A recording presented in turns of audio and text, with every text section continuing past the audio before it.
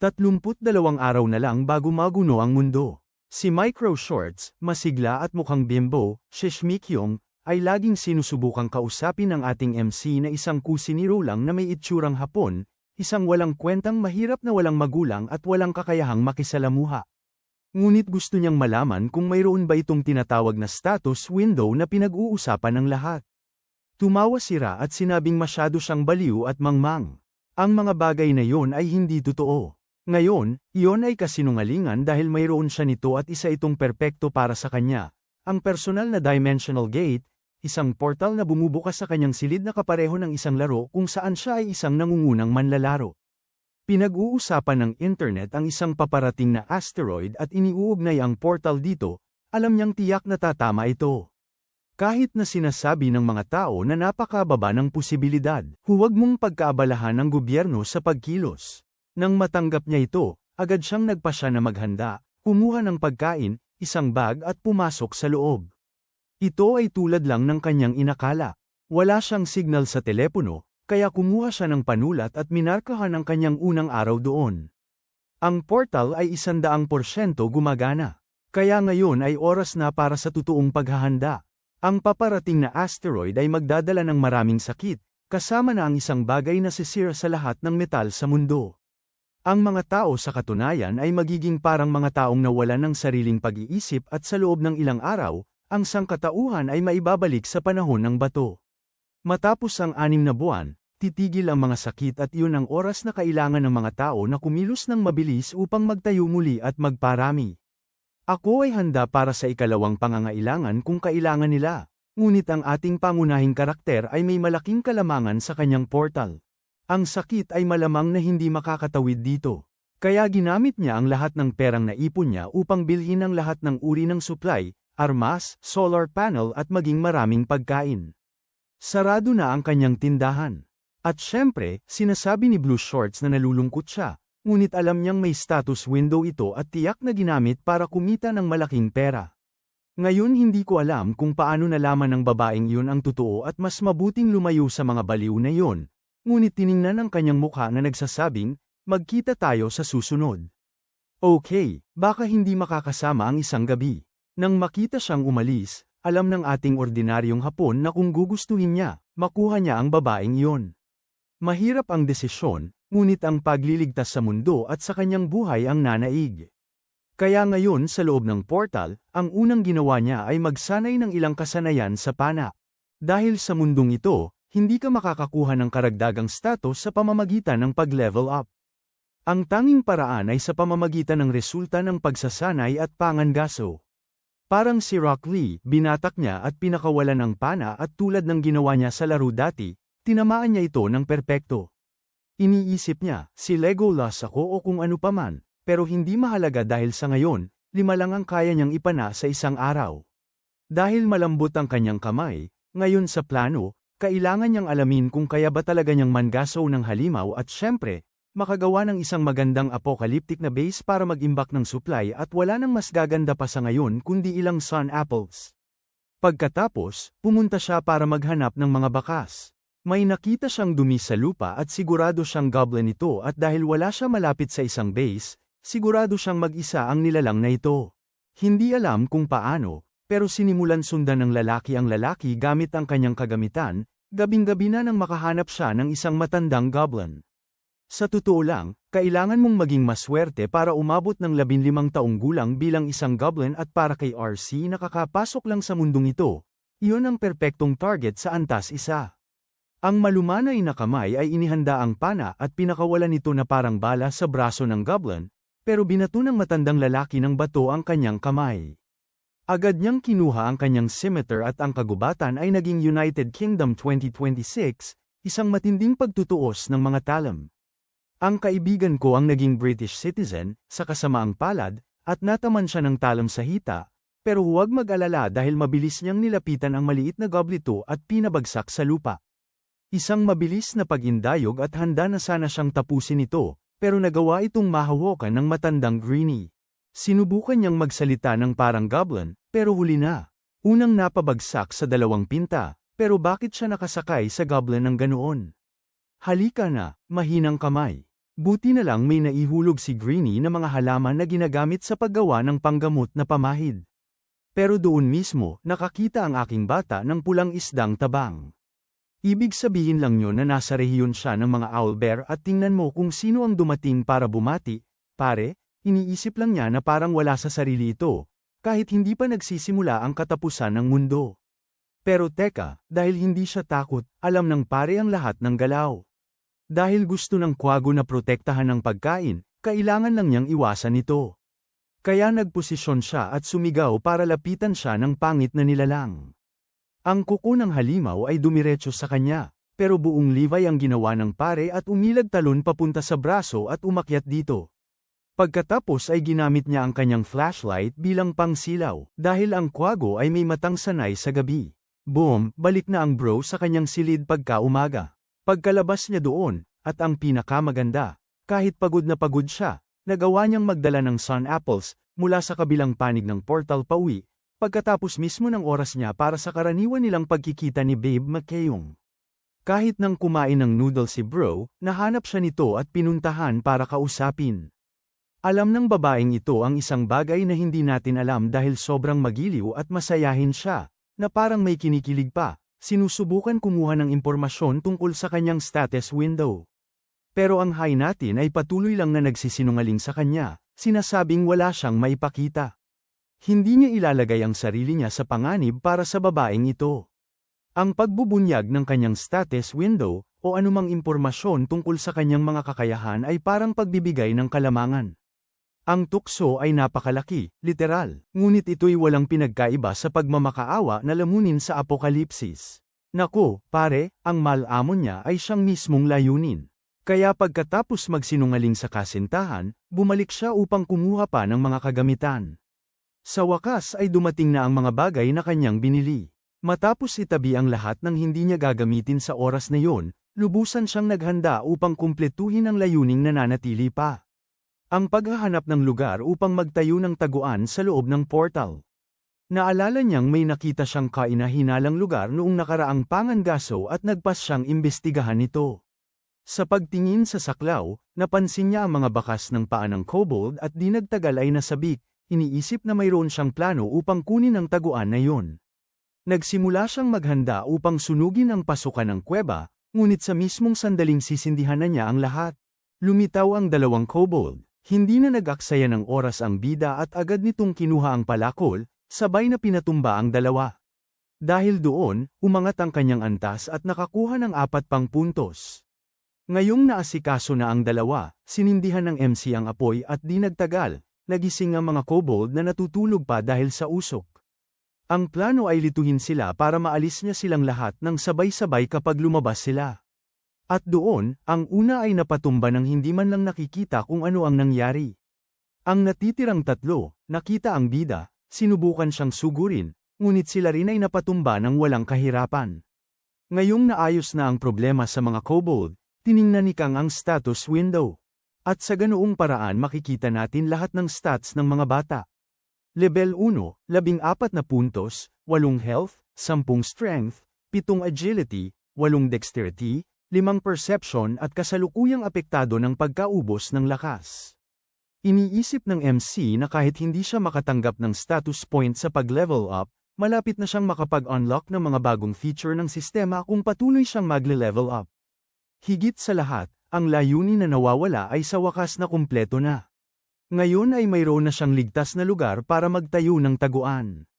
Siyempre, kailangan lang niya ng isang kumpletong paglilinis muna. Kinabukasan, ang bida ay lubos na napagod dahil sa lahat ng oras na ginugol niya sa paglilinis ng taguan. Pagkatapos ay nagpasya siyang subukan ang pagiging epektibo ng pamahid na magagawa niya mula sa mga bagay na nakita niya matapos manghuli ng goblin.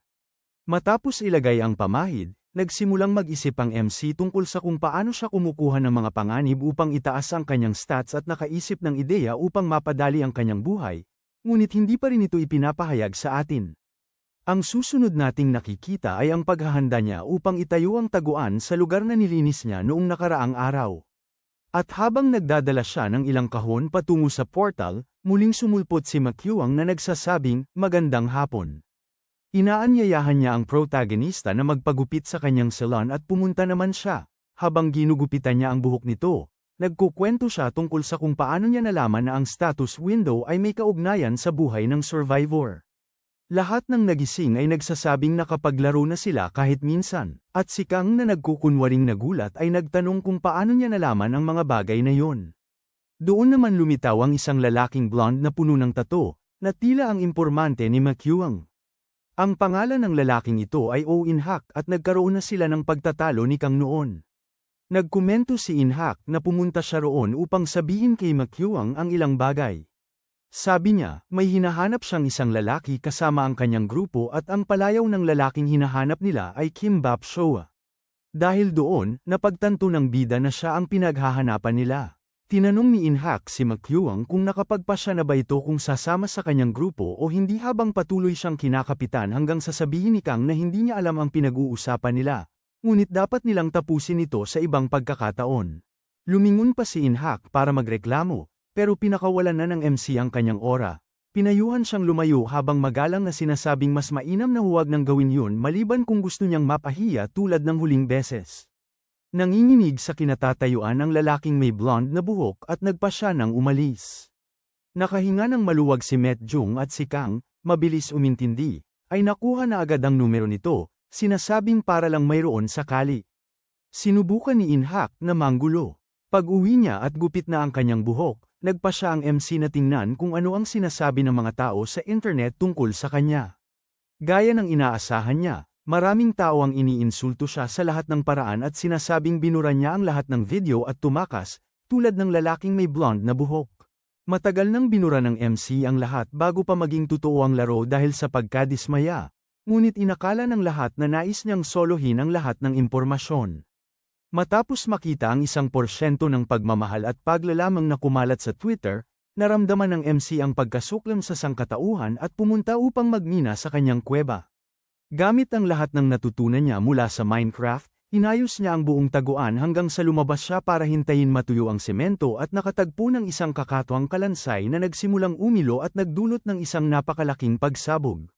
Nagising ng bigla ang protagonista matapos ang pagsabog iniisip na halos hindi siya nakatakas. Pagbukas ng status window, nakita niya na nag-level up siya at nakakuha ng mga puntos. Kaya't itinuring ng sistema na natalo ang kalansay.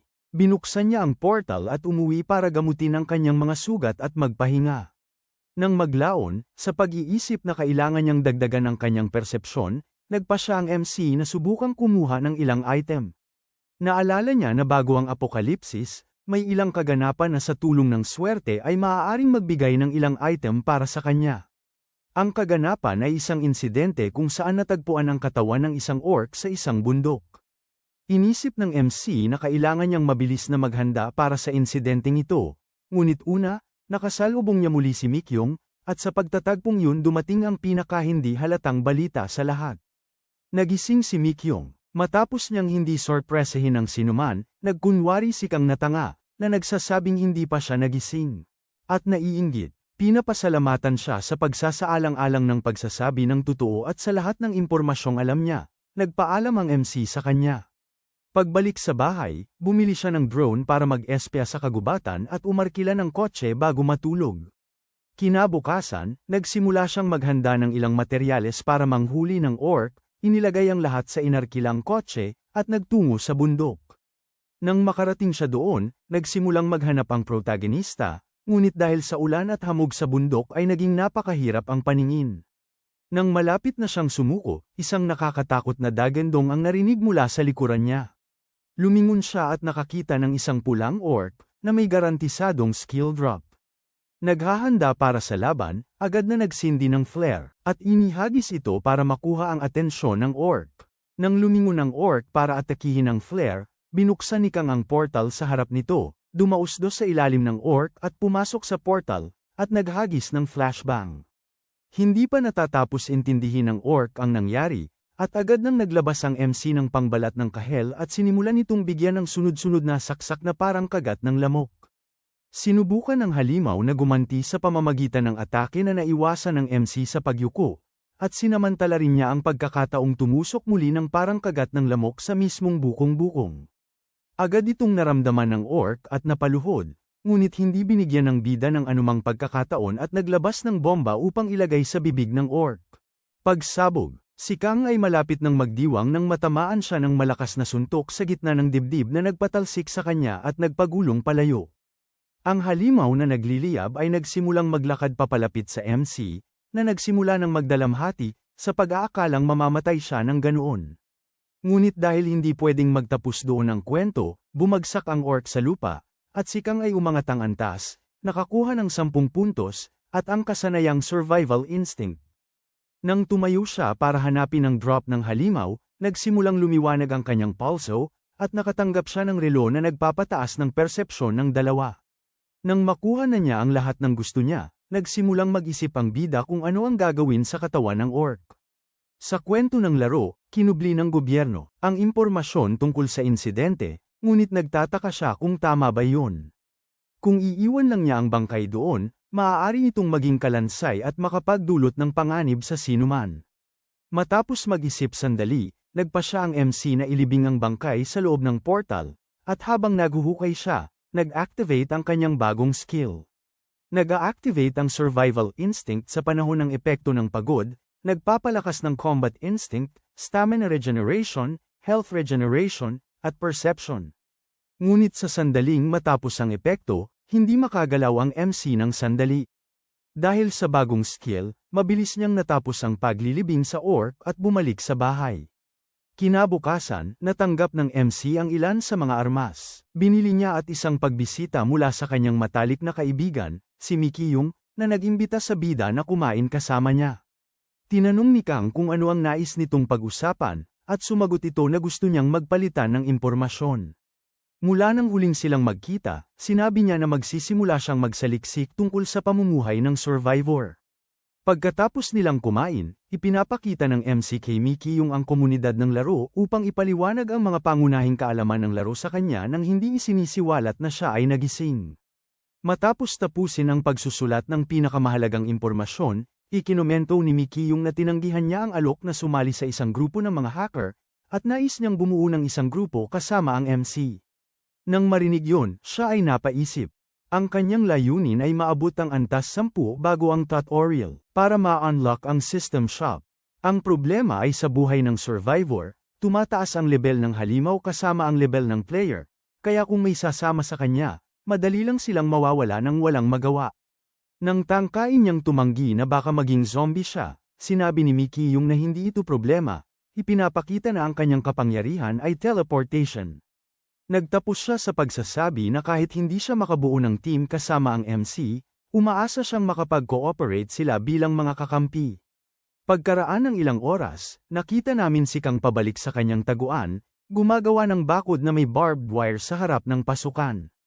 Napagtanto na ang mga kurtina na inilagay niya sa pasukan ay hindi makapagpapainit sa lugar. Nagpa siyang pumunta sa isang carpentry shop para magpa-order ng pinto. Habang pabalik, nagsusulat siya ng ilang lugar na pwedeng pagkunan ng mga bagay-bagay pagkatapos magsimula ang apocalypse nang makasalubong niya ang isang lumang kaibigan. Ang pangalan ng lalaking ito ay Oh Hong-jun, at may-ari siya ng isang gym. Nag-usap sila, at sinabi ni Hong-jun na nag-aalala siya dahil sa tingin niya ay magtatapos na ang mundo. Isa sa mga lalaki sa gym ang nagsabi sa kanya tungkol sa status window. Sa una, hindi siya naniwala, pero nagsimulang lumutang ang lalaki sa harap niya para patunayan na totoo ito. Sinabi ng bida na hindi pa rin siya nagigising, at sinabi ni Hong-jun na hindi pa rin siya. Dagdag pa niya, sinabi ng lalaki mula sa gym na pupunta siya sa isang broadcasting station para sumikat sa kanyang mga bagong kapangyarihan. Dahil doon, napagtanto ng bida na di magtatagal, magiging alam ng publiko ang tungkol sa mga nagising. Bukod pa rito, sinabi ng kaibigan ng bida na nagkaroon ng bar-ilan sa Yoido. Hindi lang yun, kundi lahat ng balita tungkol dito ay binubura, at ang lugar kung saan ito nangyari ay isinara ng hukbo. Nang matapos ni Hong-jun na sabihin ito sa kanya, umalis agad ang bida, sinabing naaalala niyang may kailangan siyang gawin at dadalawin niya ito mamaya. Pagbalik sa bahay, sinimulan ng bida na ayusin ang kanyang impormasyon. Ang kinontrol na balita isang araw matapos ang insidente ng orc ay masyadong kainahinala para balewalain. Masyadong malapit ang lahat sa kwento ng laro, lalo na matapos subukan ng bida na baguhin ang senaryong yun. Nakaratiang siya sa conclusion na may posibleng nasa likod ng gobyerno na mayroon ding eksaktong impormasyon tungkol sa laro. Sa pagsusuri sa mga pangunahing suspect, naiisip lang ng MC ang tagalikha ng Survivor Life o isa sa kanyang 3 kaibigang veterano na nakasama niyang maglaro dati. Napagtanto niyang walang paraan para matuklasan kung sino talaga ang posibleng nagtatrabaho sa gobyerno, nagpasya siyang isantabi muna ito. Makalipas ang 2 araw, ang taguan ng bida ay mukha ng maayos na bunker, lahat ay organisado. Sa lahat ng handa sa kasalukuyan, sinimulan niyang gamitin ang drone na binili niya upang suriin ang paligid. Hindi kalayuan sa taguan kung saan tumakas ang MC mula sa owlbear, ang butas kung saan niya inilibing ang goblin ay nahukay na. At maraming kainahinalang bakas ng mga paa ang nasa paligid ng lugar. Ibig sabihin nito, ang pinagtataguan niya ay maaaring hindi na kasing ligtas ng akala niya. Ibinabalik ang drone, nagpasya siyang maghanda at personal na tignan ng ilang lugar para makakuha ng mas maraming detalye. Ngunit habang paalis na siya, nakatanggap siya ng abiso mula sa isa sa mga motion sensor sa bakod sa paligid ng kuta. Nang tignan niya, nakita niya ang mga bakas ng isang grupo ng mga goblin at nagpasya siyang sundan ang mga ito. Nang makita sila ng MC, nag-aaway sila para sa pagkain, kaya sinamantala ng protagonista ang pagkakataon at direktang tinamaan ang ulo ng pinuno. Halos hindi pa namamalayan ng mga goblins ang nangyari, at isa pa ay agad nang nasuntok sa noo. Ang mga natira ay sumugod sa MC, na humugat ng palakol at napatumba pa ang 2. 2 pa ang sumubok na magpakawala ng dart sa kanya, ngunit pinutektahan siya ng helmet at vest. Nang makitang hindi gumana, sinimulan nilang palibutan si Kang, na naghagis ng flashbang sa lupa pagka-atake nila sa kanya. Sinasamantala ang pagkagulantang ng 4, sabay-sabay silang pinabagsak ng MC, nakakuha ng 16 na puntos at umabot sa ika-4 na level. Muling humandar ang survival instinct para hamukay ng isa pang butas, at ibinaon ang mga goblin. Sinilip ang mga nakuha, pinulot niya ang ilang karagdagang gamit na pangpagaling, at sa mga nakuha mula sa pinuno, natagpuan niya ang isang palaka na lumilikha ng nakakapagparalisang lason na ginagamit ng mga goblin. Sa pagkakaroon ng pinagkukunan ng nakakapagparalisang lason, hindi lang ito magagamit ng MC sa mga sandata. Ngunit sanayin din ang kanyang paglaban dito. Pinangalanan niya ang palaka na Jojo, at sa gayon, nirerehistro ng sistema ang palaka bilang alaga ng bida. Sa karagdagang paggalugad, nakahanap ang MC ng isang bukal malapit sa bunker na hindi niya nakita gamit ang drone. Malapit sa bukal, nakahanap din siya ng ilang halaman na tumutubo doon na maaaring gamitin upang makagawa ng panggamot na pamahid. Kinabukasan, nakita natin ang MC na pinapakain si Jojo. Nagpasya siyang alagaan ito sa bahay dahil mas angkop ang klima. Matapos itago ang ilang vial ng nakakaparalisang lason, nakita natin na medyo nasobrahan ng MC sa dami ng mga pamahid na ginawa niya, kaya nagpasya siyang dalhan si Hyunjun ng ilan. Habang sila ay nag-uusap, tinanong ni Kang kung bakit napakawalang tao sa gym. Sabi ni Hyunjun na yung lalaki mula sa broadcasting station ay nagpakalat ng impormasyon sa ibang miyembro ng gym bago umalis. Pagkatapos nyon, nagpa siya ang lahat na gamitin ang gym bilang base at nagsimulang maghanda para dito. Tinanong siya ng MC tungkol dito dahil nilinaw ng mga game guide na ang mga grupong higit sa 6 na tao ay umaakit ng mga halimaw. Sumagot si Hyunjun na alam niya, pero hindi niya kayang iwanan ang kanyang mga miyembro ng gym at tinanong kung ano ang plano ng MC. Sabi ni Kang na nag-iisip pa rin siya, kaya sabi ni Hyunjun na dahil hindi rin siya isang awakened one, kung wala siyang mapuntahan, pwede rin siyang sumama sa kanila. Hindi niya alam. Nang mga sandaling yon, nakarinig sila ng sigaw mula sa kung saan. Tumakbo si Kang para tingnan kung ano ang nangyari, at nang sumilip siya sa bintana, nakahiga si Mi Hyoong sa lupa. Nagsimula siyang magkamalay ng may kalituhan habang nag-aalala ang 2. Tinanong ng MC kung naaalala niya ang nangyari, at sagot niya na ang naaalala lang niya ay may sumalakay sa kanya ng walang babala. Nainis si Hyunjun at naglakad upang tingnan kung mahahanap niya kung sino ito. Nag-alala si Kang at tinanong si Mi Hyoong kung nakita niya ba kung sino ito, ngunit sinabi niyang wala siyang nakita at tila may tumakip sa kanyang mga mata. Pagkatapos ay sinabi niya na kung mangyari ulit ang ganoon, dapat ay agad na mag-teleport si Mi Hyoong at mamaya ay bibigyan niya ito ng ilang kagamitan sa personal na depensa. Ipinaliwanag na ang lahat ng dako ay nailisutan ng mga troll. Ngunit sa Survivor Life, ito ay mas malala dahil ang pagmomoderate ng laro ay hindi kailanman gumawa ng anumang aksyon tungkol dito. Ang pagwawalang bahala sa mga ulat ng troll, sinamahan ng katotohanan na ito ay isa ng hindi popular na laro dahil sa napakataas nitong kahirapan, ang siyang nagpatunay sa pagkabigo ng laro sa loob lamang ng isang taon. Gayunpaman, ang pangunahing dahilan kung bakit 4 na aktibong manlalaro na lang ang natira sa laro ay dahil nahanap at napaalis na nila ang lahat ng natitirang troll.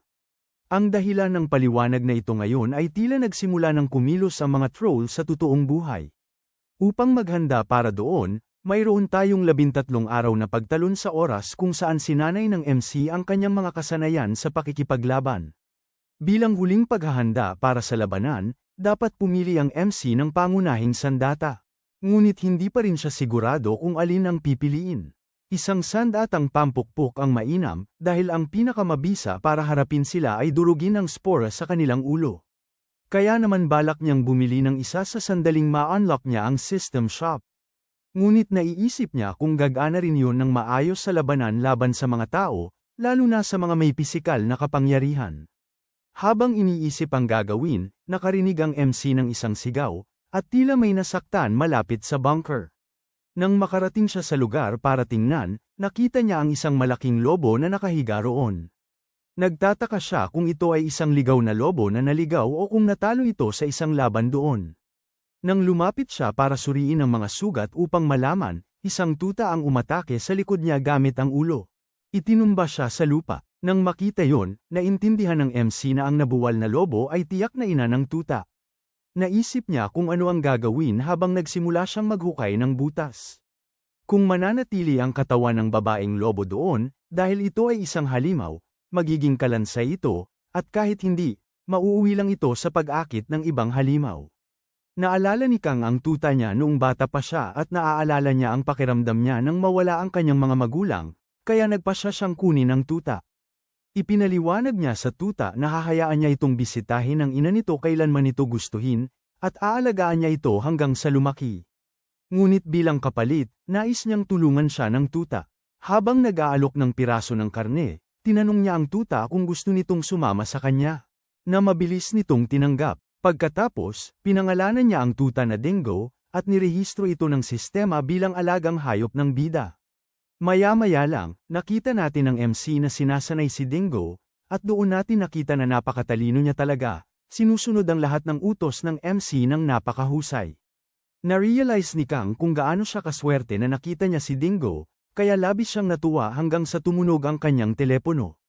Nang tingnan niya, nakita niyang si Hangjun ito, na nagsabi sa kanya na mag-search ng levitation sa internet. Matapos gawin ang sinabi ng kanyang kaibigan, nakakita ang MC ng ilang artikulo tungkol sa isang lalaking lumulutang, na tinatawag ang sarili bilang unang superhuman sa mundo. Sinasabi rin ng artikulo na pinag-usapan niya ang tungkol sa apocalypse. Napaparating na, kasama ang mga zombie at halimaw. Sa mga komento, makikita natin ang ilang tao na hindi naniniwala sa anuman doon, at sa komunidad ng mga nagising, nakikita natin ang marami sa kanila na nagmumura sa lalaki dahil sa paglalantad ng lahat sa lahat.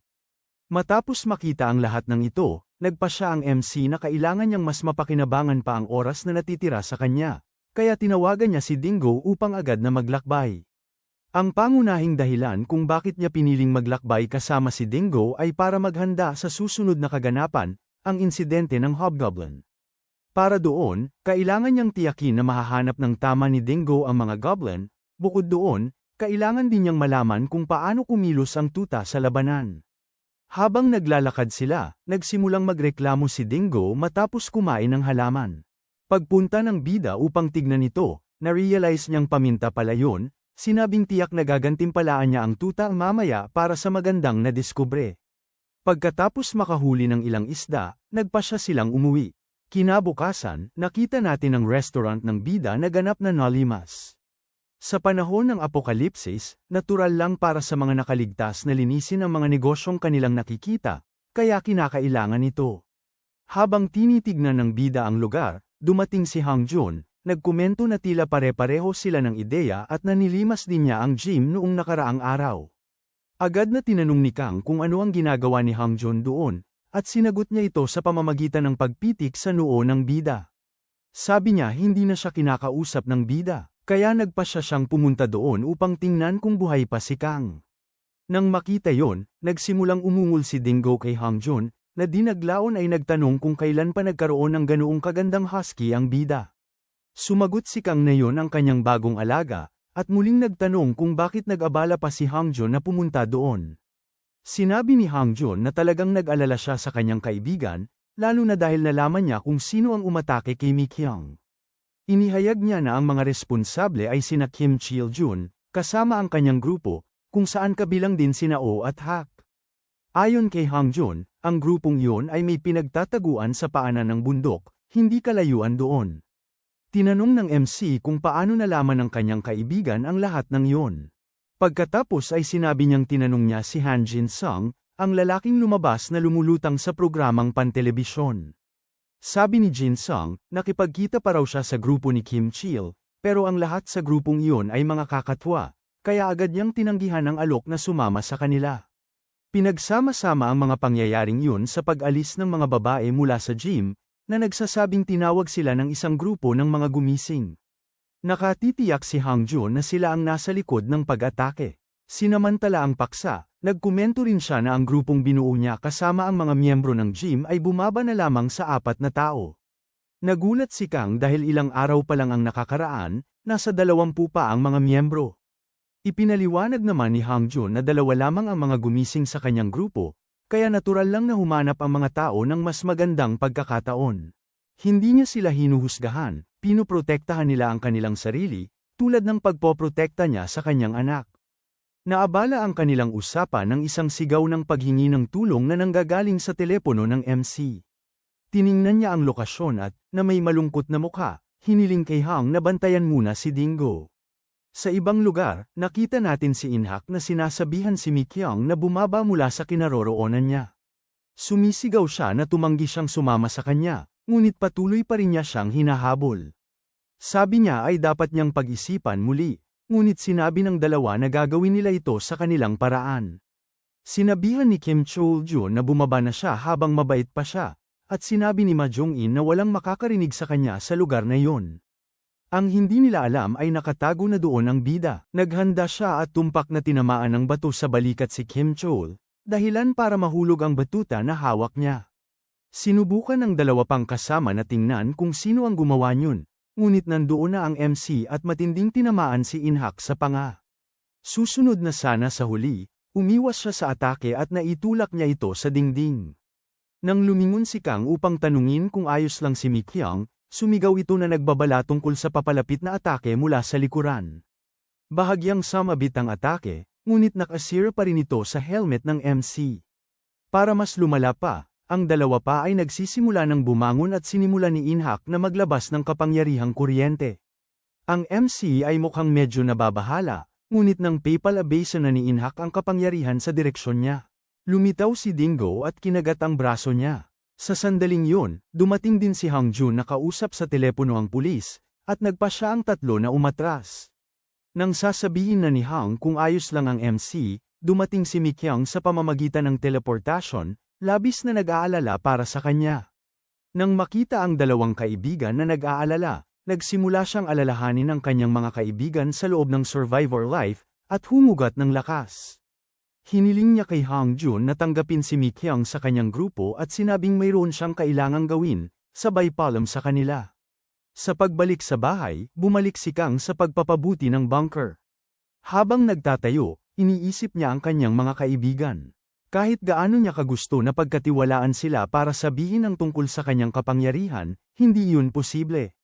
Ang kanyang kakayahan ay ginawa upang magamit ng mag-isa. Kailangan niyang umangat ng antas at makakuha ng kasanayan. Naging malinaw yon sa pakikipaglaban sa Mountain Gang. Sa nakabit na sistema ng pagpapainit, kaunti na lang ang kulang para makumpleto ang bunker. Maya-maya, may nakita kaming news report tungkol sa asteroid na magsisimula ng apocalypse. Ipinaliwanag na salamat sa orbit ng Jupiter, nahati ang asteroid sa 2 bahagi. Naalala ng protagonista na sa laro, isang mas maliit na piraso ng asteroid ang unang nahulog sa dagat, na naging dahilan ng pagdating ng mga zombie sa Gamcheon Port. Sa pagtingin sa reaksyon ng nagising na komunidad, nakakita siya ng post mula sa isang pamilyar. Ang aking pangarap ang palayaw ng isang taong kilala sa pagiging mabait sa mga bagong dating. At nakalaro rin ng grupo ng mga veterano ng ilang beses. Hinahanap ng manlalarong ito ang 4 na veterano, sinasabing gumawa sila ng bunker na may 3 taong supply para sa 5 tao. Sa ngayon, nagpa siya ang MC na isave na lang ang post na yon. Wala siyang intensyong maging unang makikipag-ugnayan, ngunit gusto niyang manatiling alisto kung sakaling gawin yon ng isa sa iba pang 3 veterano. Pagbalik sa bunker, makikita natin na natapos na ang huling mga upgrade. Dahil sa labis na kasiyahan sa resulta ng kanyang pagsisikap, sa wakas ay nagpa siya ang protagonista na magpahinga, ngunit naistorbo siya sa pagtahol ni Dingo. Nagmamadaling suriin kung ano ang nangyari, natuklasan natin ang dahilan ng pagiging agresibo ni Dingo. Isang grupo ng mga lobong may matutulis na pangil sa harap ng bunker. Sa pagmamasid sa reaksyon ni Dingo, napagtanto ng bida na ang mga halimaw na ito ang naging sanhi ng kamatayan ng ina ng kanyang kasama. Ang problema ay sa sandaling iyon, wala siyang pagkakataong manalo sa laban kontra sa mga halimaw na ito, at kung susubukan niyang tumakbo upang kumuha ng angkop na armas, aatakihin siya agad. Ang tanging paraan upang makatakas sa sitwasyong ito ay paatrasin ang mga kaaway. Iyon ay posibleng mangyari dahil ang mga halimaw na ito ay maingat at laging sumusunod sa alpha, na siyang nagpapasya kung ligtas bang umatake. Kung matatakot ni Kang ang alpha, susundan ito ng lahat. Tulad ng anumang uri ng lobo, mahina rin ang halimaw na ito sa matatapang na amoy. At sa kabutihang palad may pepper spray ang bida. Kahit hindi ito makakapatay, babasagin naman ito ang halimaw palayo sa bunker. Ang problema ay kung magpatuloy ang halimaw, walang paraan para makatakas ang bida. Doon nagkaroon ng ideya si Kang. Inihagis niya ang kutsilyo patungo sa alpha, na naiirita at lumundag patungo sa bida. Nang malapit na ang halimaw, sumalpok ito ng mukha muna sa portal. Binuksan ng bida, isinara ang portal matapos magtagumpay ang plano, ginamit niya ang pepper spray, na nakatuliro sa alpha. Dahil hindi pinapatawad ng bida ang natulirong kaaway, agad siyang sumugod bitbit ang orange pillar at binigyan ng kaunting tapik ang mata ng alpha. Matapos ang dagok na yon, nagpa siya ang alpha na tumakas, at sinundan ito ng lahat ng iba pang mga lobong matutulis ang ngipin. Nagsimulang magpakiskes si Dingo sa bida, na bumagsak sa ginhawa dahil sa pagkaligtas. Habang hinahaplos siya, ipinangako niyang ipaghihiganti niya ang ina ng kanyang kasama. Pagkaraan ng ilang sandali, nakita natin si Kang na umuwi, lubog sa malalim na pag-iisip hanggang sa makita siya ni Hyunjun at batiin siya. Sa pagkakataong ito, kasama ni Hyunjun ang isang babaeng kaibigan mula sa akademya at nagkomento na gusto niyang bumili ng ilang armas, hindi naniniwala sa sakuna ng pagbagsak ng bakal. Ginugol niya ang ilang sandali sa pagtitig sa bida hanggang sa wakas ay maalala niya kung saan niya ito nakita dati, sa restaurant na dating pag-aari nito. Napagtanto niyang hindi pa pala siya nakapagpakilala, kaya ginawa niya. Ang pangalan niya ay Cho Soo-young, isang doktor. Nang malaman niyang isa siyang doktor, naudyukan ang bida na ipaliwanag ang mga pangunahing kaalaman tungkol sa pagsisimula ng buhay sa pagtataguyod, tulad ng ginawa niya sa kanyang mga kaibigan noon. Pagkatapos ng buong paliwanag, naniwala siya kay Kang, naramdaman niya ang katiyakan kung paano nito ipinapaliwanag ang lahat at nagtanong kung isa siyang awakened. Mabilis itong itinanggi ng MC, ngunit nagulat siya sa talas ng pag-iisip nito. Pagkatapos, nakita natin siyang humiling na maging kaibigan nito, at dumiretso tayo sa kinabukasan ng walang sagot. Naghanda ang bida ng isang pansamantalang sibat sa loob ng kanyang bunker. Tinawag si Dingo, sinabi niya na sa araw na yun, maghihiganti sila sa mga lobong matatalas ang pangil. Nang sa wakas ay makita nila ang mga halimaw, na-realize ng MC na 4 na lang sila. Gamit ang saklaw, nalaman niya ang nangyari. Nauna silang natagpuan ng owlbear. Nang walang alpha na magkoordinasyon sa kanila, at sa kanilang bilang na lubhang nabawasan, ang pagharap sa mga halimaw na ito ay naging madaling gawain. Napansin ng isa sa kanila ang bida at sumugod dito, ngunit nahuli ng lambat. Habang hindi makakilos at natatakot ang nilalang, sinabi ng MC na huwag itong mag-alala, dahil mabilis lang ang pagtatapos. Napansin ng 3 pang lobo ang bida. Tumakbo siya upang magtago, at sabay-sabay silang sumugod, hinahabol siya. Ang isa na galing sa itaas ay natigilan dahil sa pepper spray. Ang isa naman na galing sa gilid ay agad na nataman ng sibat. At ang huling lumabas mula sa kabilang panig ay binangga ng ulo ni Dingo. Kumpleto na ang paghihiganti, at bilang bonus, naabot ni Kang ang level 5, na nakakuha ng 9 na dagdag na puntos. Bukod pa rito, isang bagong katangian ang nadagdag sa kapangyarihan ng MC.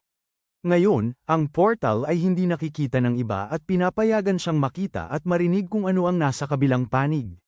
Sabik sa mga bagong pagpapahusay, nagtataka siya kung gaano siya kalakas magiging sa pamamagitan ng patuloy na pag-level up.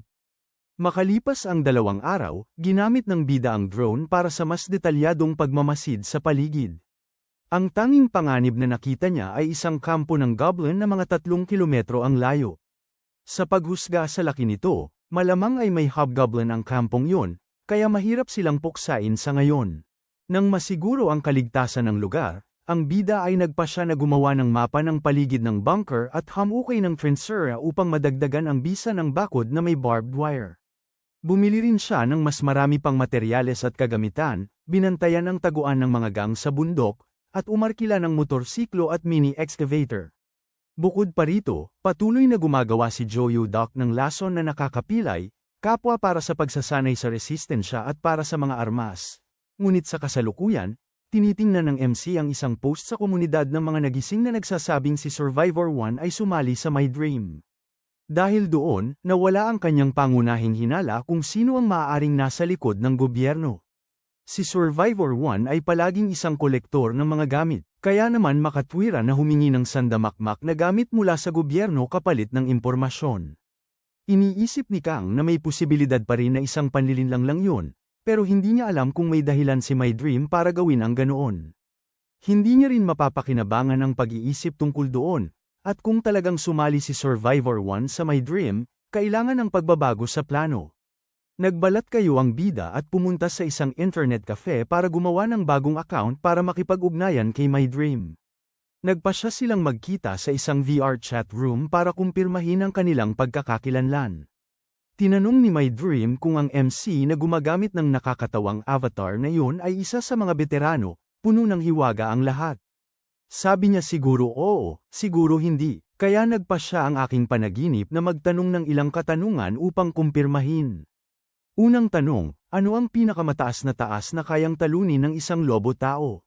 Sagot, 3 metro. Ikalawang tanong, ano ang kahinaan ng isang oso kwago? Sagot, matinding ilaw. Ikatlong tanong, ano ang mga anyo at yugto ng ebolusyon ng isang zombie? Sagot, ang mga zombie ay hindi kayang magdulot ng impeksyon. Kumakain lang sila ng sustansya hanggang sa maging ghouls, pero bago yun, ang ilan sa kanila ay nagiging mga pinahusay na zombie. Sa huli, nagtanong ang aking panaginip kung gaano karaming kaganapan ang mayroon bago ang apokalipsis. Tumanggi si Kang na sagutin ang tanong na yon. Ngunit sapat na itong patunay na siya ay isa sa 4 na veterano. Humihingi siya ng pahintulot na makausap si Survivor 1, ngunit tumanggi si My Dream, sinabing hindi niya ito makausap sa sandaling iyon. Matapos siyang magsimulang magsalita ng kung ano-anong walang kaugnayan at biglang magpaalam, napagtanto ng bida na ito pala ay isang patibong. Nagpapalipas lang pala ng oras si My Dream upang masubaybayan ang IP address ng MC mula pa sa simula. Sa sandaling yun, pumasok ang ilang lalaking nakasuot ng suit sa internet cafe, at hinaranggan ang mga labasan.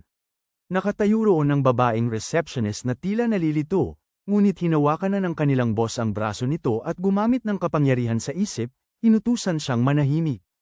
Napansin ito ng MC, kaya tumungo siya sa banyo at binuksan ang kanyang portal upang makatakas. Matapos halughugin ang buong lugar at hindi matagpuan ang bida, iniisi ng boss na mayroon siyang kapangyarihan sa paggalaw at inutusan ang mga tauhan na halughugin ang nakapalibot na lugar ng buong rehiyon. Nasaksihan ang buong sitwasyon, gumawa ng desisyon si Kang. Naghanda siya at nagpasya na lutisin ang problemang ito. Habang iniisip ni My Dream kung sino sa mga veterano ang posibleng bida, siya ay nasorpresa mula sa likuran, nasugatan na ng sibat na may lason na nakakaparalisa.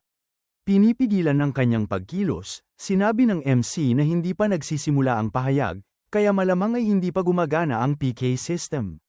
Sa madaling salita, walang parusa kung tapusin niya siya doon mismo.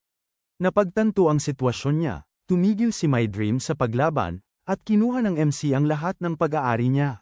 Sinabi sa kanya na ituring ito bilang kabayaran sa pagsubok na linlangin at kontrolin siya.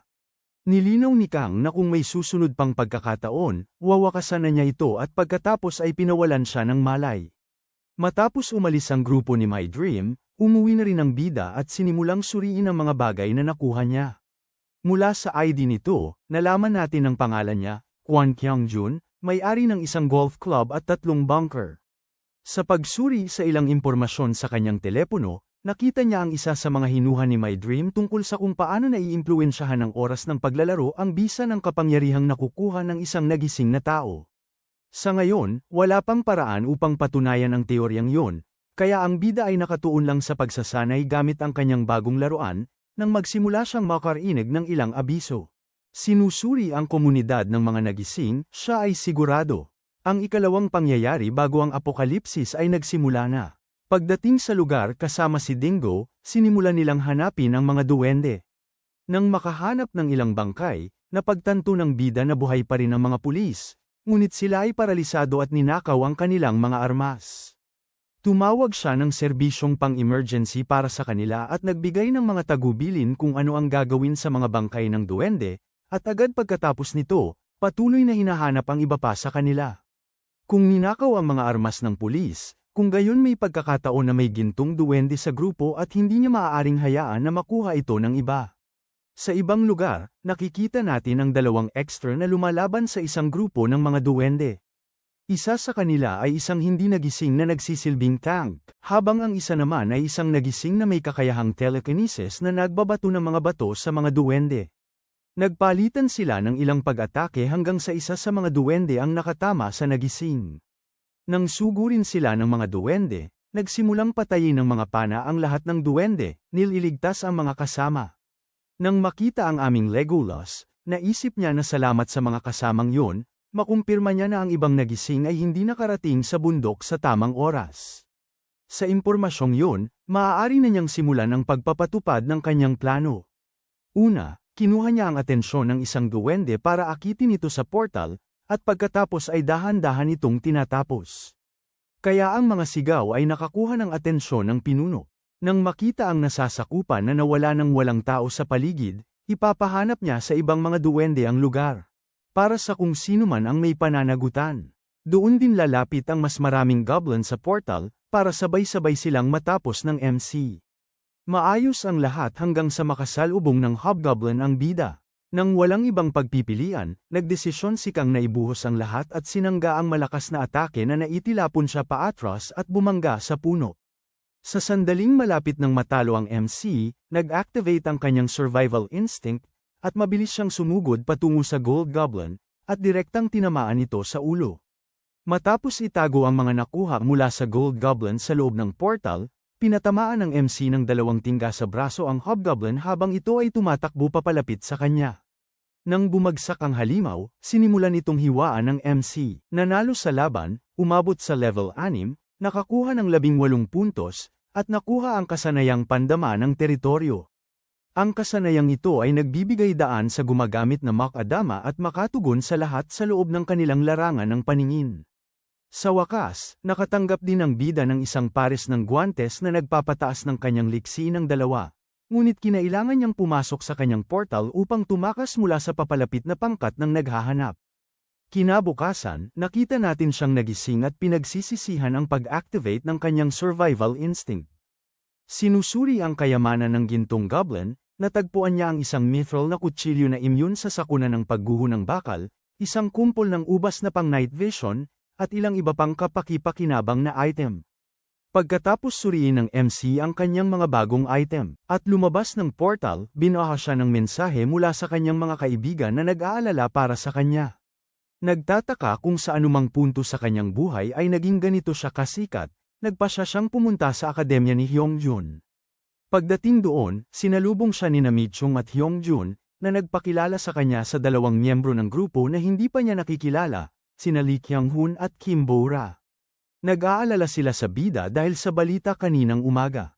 Isang doktor na pinag-aralan ng isa sa mga goblin ng nakaraang araw ang nagbabala sa lahat na maghanda para sa katapusan ng mundo.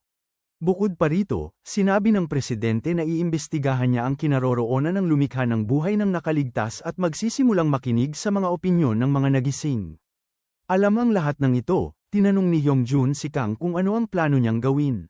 Dahil iniisip niyang samantalahin ang impormasyong alam ng MC.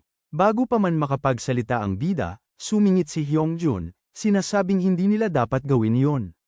Aniya, ang mga goblin ay nagbibigay lamang ng puntos at kung ang isang nagising ay makahuli ng isa, tataas sila ng isa o dalawang antas ng sabay-sabay. Kaya mas mabuti na lang na mag-focus sa pag-iipon ng supplies gaya ng ginagawa na nila. Sa dami ng walang kwentang sinasabi ng lalaking ito, susubukan sanang sumingit ng MC, ngunit pinutol muli ni Hyungjun, na nagtanong kung nakapaglaro na ba siya ng Survivor Life. Itinatago pa rin na siya ay nagising, sumagot si Kang na hindi pa, ngunit marami siyang impormasyon mula sa komunidad. Kinutya siya ni Hyungjun, sinabing hindi maganda ang pagiging palaasa sa komunidad.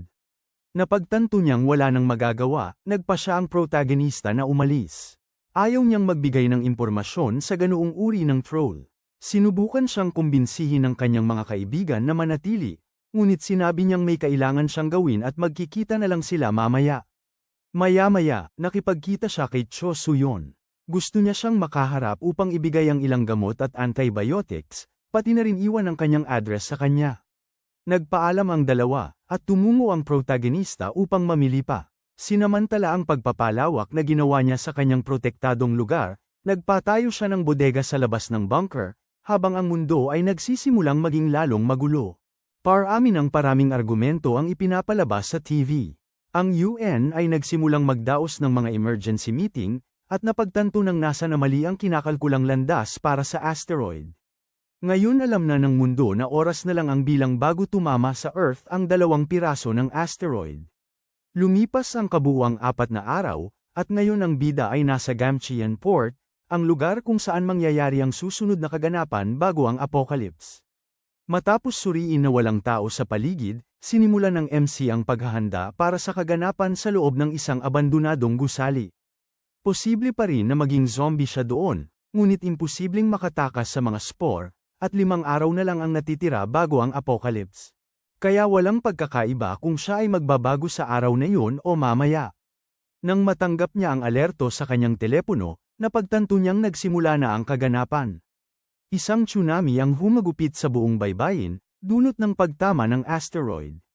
Lumukso mula sa inabandonang gusali kasama ang kanyang bangka, ang protagonista ay patungo sa bangka ng mabilis hanggat maaari.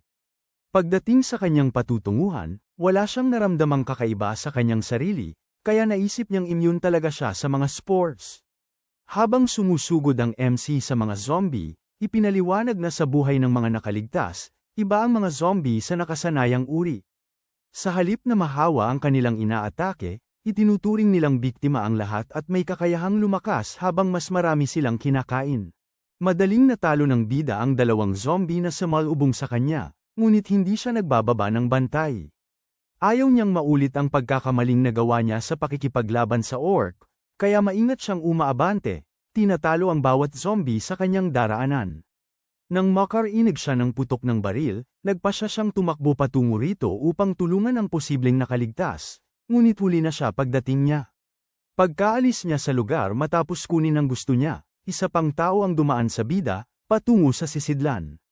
Kinabukasan, nang makita ang pinakabagong balita, nagpasya si Kang na makipag-ugnayan sa gobyerno upang sabihin sa kanila ang eksaktong araw kung kailan magsisimula ang apokalipsis.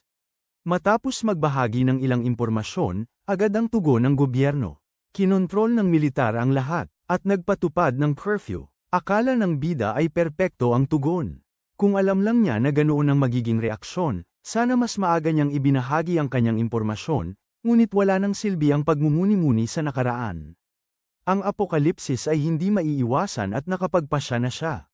Hindi siya bayani, isa lamang ordinaryong tao na gustong mabuhay.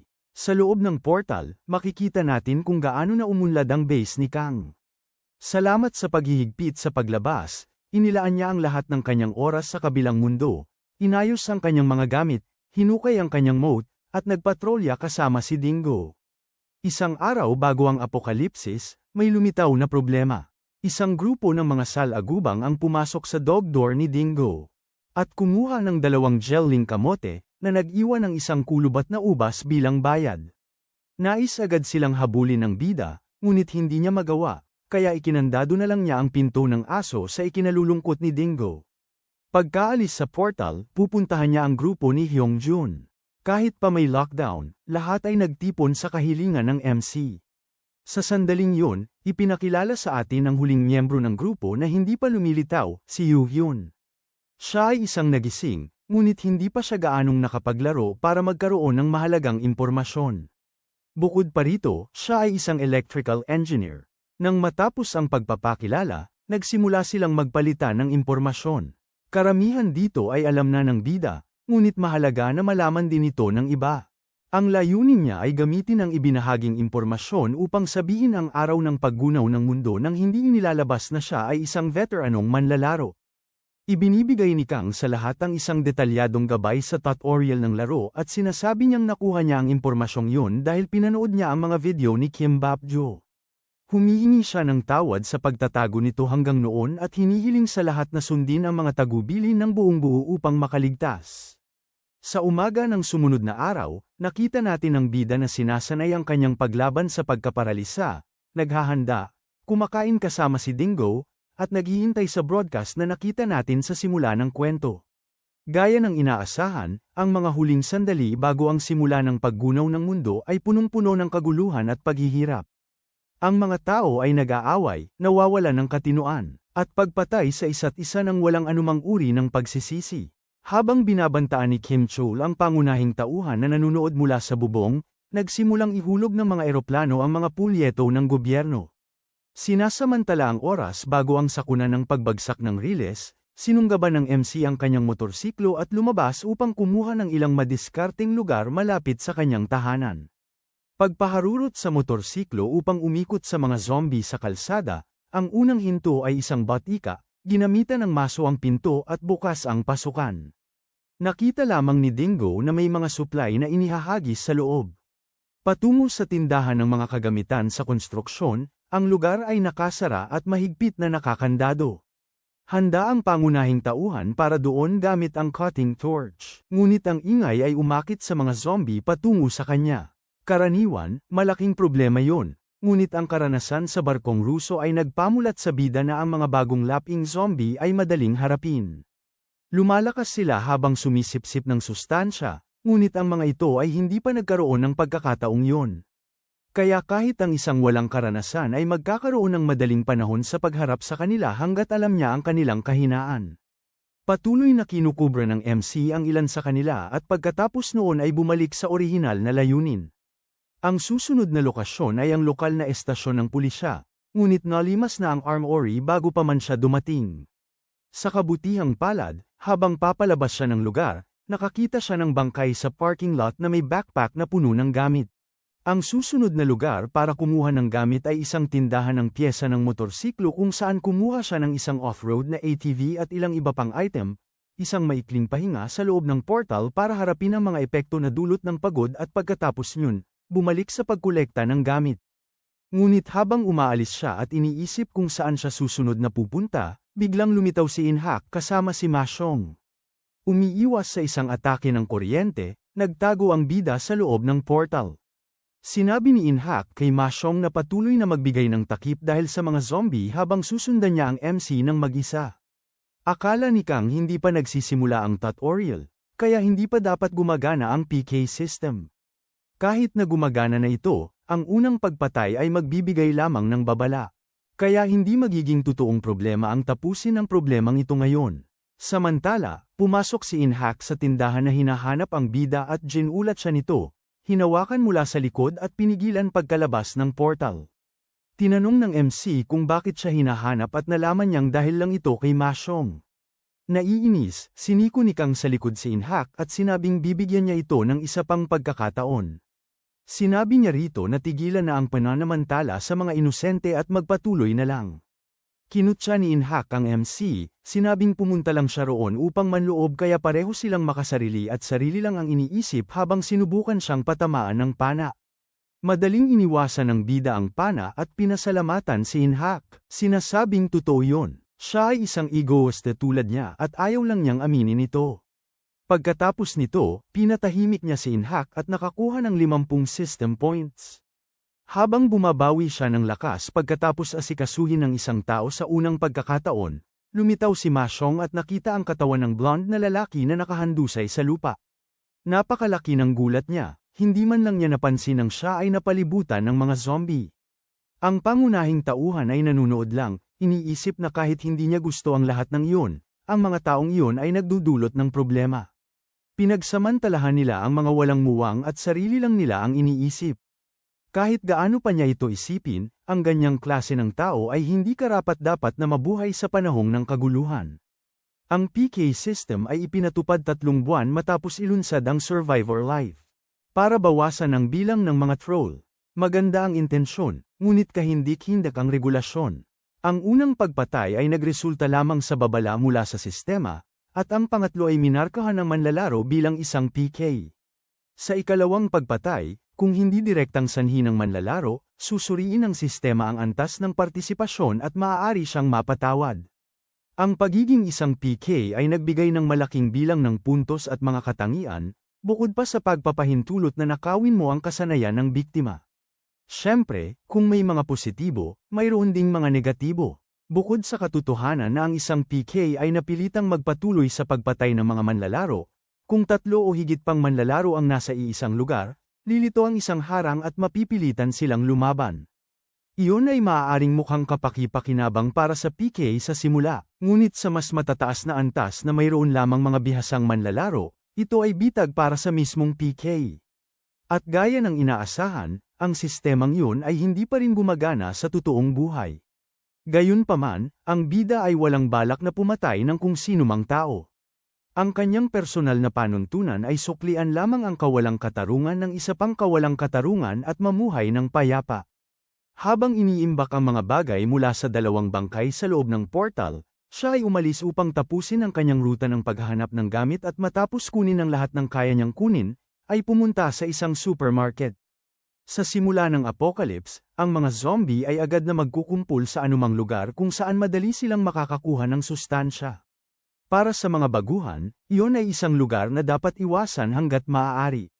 Ngunit para sa isang bihasa na may libu-libong oras ng paglalaro, ito ay isang perpektong pagkakataon upang umangat ng marami. Pagkatapos magbuhos ng gasolina sa harap ng palengke at Senadoria San Sidingo, naghintay ang MC hanggang mailabas ng kanyang kasama ang lahat ng zombie, bago ihagis ang lighter patungo sa gasolina. Ang dalawa ay pumasok sa portal upang ipagsanggalang ang kanilang sarili mula sa pagsabog. Ang bunga ng planong ito ay ang pag-akyat sa antas 11, 116 na puntos, at isang bagong pagpapabuti sa kapangyarihan ng MC na tinatawag na Dimensional Slot.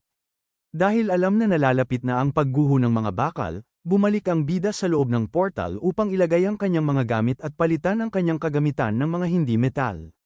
Hindi pa rin siya tiyak kung talagang makakasangga ang kanyang portal sa kalamidad na yon. Kaya inilipat niya ito malayo sa kanyang base at nagpasya siyang maghintay at tingnan. Agad na nagsimulang bumagsak ang lahat, ngunit nanatiling buo ang mga bakal na bilog na dala niya sa loob ng portal. Hanggat nanatili siya doon, hindi siya maaabot ng kalamidad na yon. Pagbalik sa base, bumalik ang mga salagubang na gustong makipagpalit ng ilang ugat para sa mas maraming jam ng kamote. Halos magalit pa ang bida sa kanila, ngunit napaka-cute nila kaya hinayaan na lang niya. Ipinaliwanag niya sa mga salagubang na hindi niya kailangan ng mas maraming pagkain kaysa sa mayroon na siya sa ngayon, kaya gusto niyang ipagpalit ang mga jam sa ibang bagay. Iyon ang oras na nag-alok ang pinuno ng mga salagubang na ipagpalit ang mga ore para sa mga jam, at pumayag ang bida. Matapos pumirma ng kontrata sa pamamagitan ng sistema, binibigyan niya ng ilang jam ang mga salagubang na masaya at umalis para kumuha ng mga ore. Maingat na sinusuri ang mga nakuhang bagay, nakahanap siya ng ilang magagandang item sa bag ni Hinhak, kasama ang isang ceramic na kutsilyo. Dahil sa nakitang kalidad ng mga item, sigurado siyang kailangan niyang tingnan ang base ng grupo sa bundok, kahit magpasya siyang huwag silang lusubin. Habang sinusuri ang ilang hard drive na nakuha niya mula sa mga apartment na pinasok niya, nadiskubre niyang naging idolo na pala si Mikyong. Nagpasya siyang burahin ang lahat doon at nagtungo para tingnan ang tindahan na na-unlock sa level 10. Ang interface ay tila kapareho ng laro, at kapag binili ang mga item, lumilitaw ang mga ito ng biglaan. Dahil doon, napaisip siya kung gumagana pa rin ba ang isang partikular na bug. Tungkol sa bagong dimensional slot, ito ay isang subspace na maaaring mag-imbak ng hanggang 5 bagay. Dahil sa pag-upgrade na ito, hindi na kailangan ng bida na patuloy na dalhin ang kanyang mga sandata sa kanyang katawan o patuloy na kumukuha ng mga bagay mula sa portal. Nakaayos na ang kanyang mga gamit, nagpasya siyang umalis upang simulan ang tutorial. Napakadilim ng gabi na imposibleng makakita ng anuman, kaya't nagpasya ang MC na kumain ng isa sa mga ubas na panggabi. Ngayong malinaw na ang kanyang paningin, nagsimula siyang maghanap ng ligtas na lugar. Habang sinasabihan tayo ng higit pa tungkol sa tutorial, isa sa mga katangian ng survivor's life ay bihirang bigyan ng babala ang manlalaro tungkol sa pagsisimula ng mga kaganapan. Ang tutorial ay isang eksepsyon sa panuntunang yun, dahil ang pagdagsa ng mga zombie ay nagsisilbing anunsyo ng pagsisimula. Ang paraan para ma-trigger ang wall of zombies ay ang makita ng isa sa kanila at pulutin ang isang partikular na item sa tutorial, at ang paraan para mag-spawn ng item sa tutorial ay ang tumitig sa isang bakanteng lugar ng matagal. Gayunpaman, kung mapulot ang item bago ito ganap na lumitaw, ito ay madodoble, at iyon ay isang bug na eksklusibo lamang sa tutorial. Pagkatapos magsimula ang tutorial, mayroong dalawang paraan para tapusin ito. Ang una ay ang puksain ang lahat ng zombie sa lugar, at ang pangalawang paraan ay ang hanapin at talunin ang tutorial boss. Nakikita natin ang bida na tumatakbo ng walang tigil. Ang tutorial ay laging may checkpoint sa isang gusali na nasa loob ng 3 kilometro mula sa pinagsimulan nito, at ang boss ay lumilitaw lamang pagkatapos marating ito. Ang gusali ay laging isang lugar na walang zombie, at sa sandaling yun, kakahanap pa lamang ng protagonista sa lugar na yun. Matapos huminga ng malalim, nagpasya siyang umakyat sa bubong upang obserbahan kung anong uri ng boss ang lilito. Habang umaakyat, nakasalubong niya si Mikyang sa tuktok ng hagdan. Sa pakikipag-usap sa kanya, nalaman natin na lahat ng miyembro ng grupo ay nakaligtas, ngunit iginiit ni Kyung-hoon na dapat manatiling magkasama ang lahat. Eksakto sa sinabi ng MC, nagsimulang maakit ang mga zombie sa grupo ng higit sa 6 na tao, at habang tumatakas, nauwi sila sa pagdating doon. Ipinaliwanag ni Kyung sa kanya na malapit nang lumitaw ang isang pinahusay na zombie doon, at pagkatapos itong matalo, magkakalat ang natitirang mga zombie. Kung tatakbo sila palayo o magtatago sa panahong yon, matatapos na ang tutorial. Paglabas ng boss, parehong nabuklod ang kanilang kapangyarihan, at tinanong niya kung seryoso ba ito nang sabihin nitong pinagkakatiwalaan siya. Matapos itong kumpirmahin, hiniling niya na guluhin ito ang ibang mga zombie habang tinatalo niya ang boss. Habang naghahanda, napagtanto niyang gumagana pa rin ang kanyang mga dimensional slot. Nahinuha niya na mas mababa pa rin ang level ng pinatibay na zombie kaysa sa kanya, kaya hindi maayos na nabuklod ang kanyang mga pag-upgrade ng kapangyarihan. Sinisamantala iyon, inilabas niya ang kanyang pana at mga palaso at sinenyasan si Mikyang na simulan ng kunin ang atensyon ng mga zombie. Panya na ang palaso, ngunit tumama ito sa balikat ng halimaw dahil sa mababang visibility matapos mawala ang epekto ng grapes. Humanda ang MC at tumalon patungo sa boss, dinaganan ito sa lupa para tapusin ang trabaho. Nakuha ang 10 puntos, at nabuksan ang mga kapangyarihan. Ngunit dahil sa pagkakaiba sa antas, walang kasanayang nakuha. Habang naghahanap ng ilang gamit sa paligid, nakakita ang bida ng 2 pulse ares na nagpapataas ng pagdama ng dalawa. Nang lumitaw si Mikyang na nagsasabing inilayo niya ang mga zombie at nag-teleport pabalik, naisip niya na ang mga gamit na yon ay marahil bonus sa pagkumpleto ng tutorial sa halip na boss drop. Nag-abiso ang sistema na nakakuha siya ng 17 pang puntos, at ibinigay ni Kang ang isa sa mga pulse ares kay Mikyang. Nais na makipagkita sa iba pang miyembro ng grupo, nagtungo sila sa gym, at sa loob ay nakita nila si Hyunjun na naghihintay sa kanila. Matapos magbatian, nagsimula silang mag-usap tungkol sa lahat ng nangyari hanggang ngayon. Dito, nalaman natin na si Hyunjun at Yuhyun ay hindi lang walang natanggap na gamit pagkatapos ng tutorial, kundi hindi rin nila natagpuan ang checkpoint. Kahit na marami silang hinalughog, walang ni isang lugar na walang zombie. Dahil dito, naisip ng MC na ang tutorial ay umayon sa antas ng sinumang gumagawa nito. Bukod pa rito, nalaman natin na posible nang kumita ng puntos sa pamamagitan lang ng pagtakas sa mga zombie o pagtulong sa ibang tao na makatakas, na nagpapadali para sa mga hindi lumalaban na makakuha ng puntos. Sa huli, nalaman din natin na ang bawat nakaligtas sa tutorial ay nagiging awakened, kaya nagsimula silang mag-usap tungkol sa kung anong kapangyarihan ang nakuha nila. Nakakuha si Hyunjun ng pisikal na pagpapahusay, na nagpapataas ng kanyang lakas at liksi. Nakakuha si Yoo-hyun ng puppet maker, na nagpapahintulot sa kanya na makakita, makarinig, at makagalaw sa pamamagitan ng mga papel kapag ipinikit niya ang kanyang mga mata. Para kay Dami Kyung, alam na natin na may teleportation siya, ngunit kapag oras na para ihayag ng bida ang kanyang kapangyarihan, muli siyang nagsinungaling. Iniisip niya na kung sasabihin niya ang totoo, baka maghinanakit sa kanya ang iba o mainggit sa kanya. Ang plano niya ay ihayag ang kanyang tunay na kapangyarihan lamang sa kanyang mga nakatatandang kaibigan, na lubos niyang pinagkakatiwalaan at makakasabay sa kanyang antas. Dahil lubos siyang walang utang na loob sa mga taong patuloy na sumusuporta sa kanya sa lahat ng oras at nagpakita na ng kanilang tiwala sa kanya, siya ay nagsinungaling. Na ang kapangyarihan niya ay ang paghula ng mga atake. Humanga si Yoo-hyun, na nagtanong kung hindi ba nito siya ginagawang halos hindi mag-alaw. Ngunit itinanggi ito ng MC, sinasabing kaya lang niyang hulaan ang landas ng pag-atake ng halimaw, katulad ng isang after image. Mabilis na binago ang usapan, tinanong niya kung ano ang susunod na hakbang ng grupo. Sumagot si Hangjun na kailangan pa niyang pag-usapan ito sa iba pang miyembro ng grupo, ngunit plano niyang tumuon sa pag-survive habang Nagel level up. Batay sa impormasyong ibinigay ng MC sa kanya, alam niyang mahalaga na i-unlock ang system shop sa auction house. Pagkatapos makumpleto ang layuning iyon, balak niyang talunin ang mga buhong na iyon mula sa Mountain Gang. Sa sandaling iyon, tinanong ni Yoo-hyun si Kang kung anong level na siya. Isinasaalang-alang na mag-isa niyang natalo ang tutorial boss, madali rin niyang mahahabol ang mga normal na zombie, kaya nagtaka siya. Ngunit bago pa siya makapagpatuloy sa pagsasalita, pinigilan siya ni Hangjun sa pamamagitan ng paghawak sa leeg. Tila sinusubukan nilang ilihis ang usapan para sa kanya. Matapos mawala ng malay si Yoo-hyun, nagpa siya ang MC na umalis, ngunit una ay nakatanggap siya kay Hangjun ng isang bag na may ilang supply at isang plastic na pares ng binocular. Sinabi niya na ito ay pasasalamat kay Kang sa lahat ng pagkakataong tinulungan niya sila, at tinanong din kung kailan niya sinabi kung bakit siya humiwalay sa kanyang asawa. Sumagot si Kang na hindi niya kailanman sinabi dahil naisip niya na nakakahiya ang dahilan, kaya nagpa siya siyang sabihin sa kanila na humiwalay siya. Dahil natatakot siyang mawala ng kalamnan mula sa luto nito. Noon, sobra siyang nahuhumaling na huwag mawala ng kalamnan, at ito ang naging sanhi ng iba't ibang problema niya.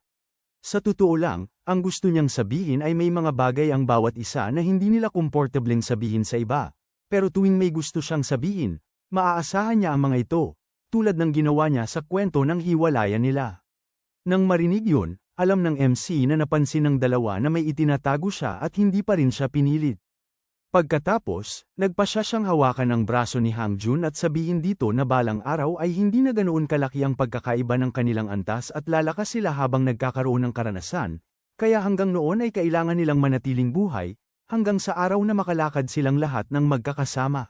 Pagkatapos yun, nagpaalam ang bida at umalis sa lugar. Pagkaraan ng ilang panahon, nakita natin siya sa loob ng portal, naglilinis ng nyebe. Gusto niyang ipagpatuloy ang paghuhukay ng kanyang kanal, ngunit sa lagay ng panahon na yon, mas mabuti na huwag na lang. Iniisip ang lahat ng kailangan niyang gawin, nagpa siya siyang gawin ito ng paunti-unti.